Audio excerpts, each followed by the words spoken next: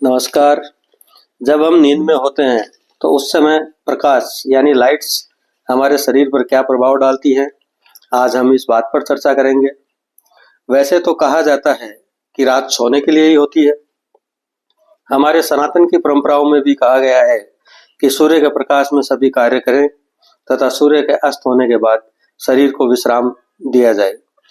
आज के आधुनिक युग में चारों तरफ जगमगाहट लोगों को आकर्षित करती है। आजकल लोग घरों में ही नहीं, बेडरूम में भी एक छोटी लाइट जलाकर रखते हैं।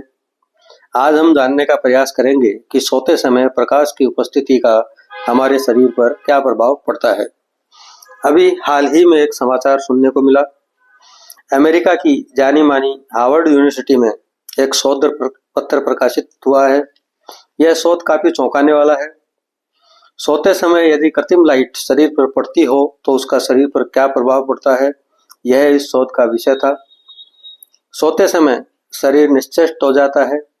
कुछ आवश्यक क्रियाओं के अतिरिक्त शरीर की सभी क्रियाएं शिथिल हो जाती हैं। यहाँ तक कि दिमाग भी लगभग निष्क्रिय हो जाता है। इस शोध में यह पाया गया है कि यदि अवचेतन शरीर यानी गहरी नींद में आंख की पलकों पर यदि प्रकाश की किरणें पड़ती हैं तो दिमाग सक्रिय हो जाता है। इसका अर्थ है कि जिस समय मस्तिष्क को आराम की आवश्यकता होती है वह कार्य करना शुरू कर देता है। इस स्थिति में दिमाग शरीर की नसों को रक्त प्रवाह को तीव्र करने का निर्देश देता है और शरीर में रक्त प्रवाह बढ़ जाता है। अब क्योंकि इस स्थिति में शरीर तो निश्चल है, शरीर कोई क्रिया नहीं कर रहा है, तो यह बढ़ा हुआ रक्त प्रवाह सीधा सीधा हृदय की कार्य क्षमता पर प्रतिकूल प्रभाव डालना शुरू कर देता है। इस कारण हृदय की कार्यशीलता में कमी आना शुरू हो जाती है। तो आप समझ गए होंगे कि सोते समय हल्का सा प्रकाश भी शरीर के लिए कितना घातक है। आज की चकाचौंध भरी दुनिया में यह प्रकाश ओजोन परत के साथ साथ प्राणियों के शरीर के लिए भी कितना नुकसानदायक है, हम समझ सकते हैं। हमारे पूर्वजों को हम अनपढ़, अवैज्ञानिक आदि कहकर पुकारते थे, तो अब हमें यह भी समझ लेना चाहिए कि वो कितने वैज्ञानिक थे। महर्षि अगस्त्य को बिजली का ज्ञान था, लेकिन इसके हानिकारक प्रभाव प्रकृति व प्राणियों पर दृष्टिगोचर होने पर उन्होंने इसका प्रयोग नहीं किया। हमारे पूर्वज दीपक के प्रयास में जरूरी कार्य कर दीपक को भी बुझाकर ही सोते थे।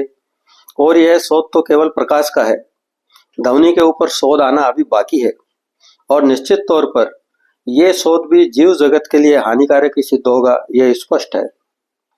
प्रकृति ने हमें सब कुछ प्रदान किया है, परंतु हमने हमारे मौज शौक के लिए अप्राकृतिक चीजों के बहुत आविष्कार कर लिए हैं।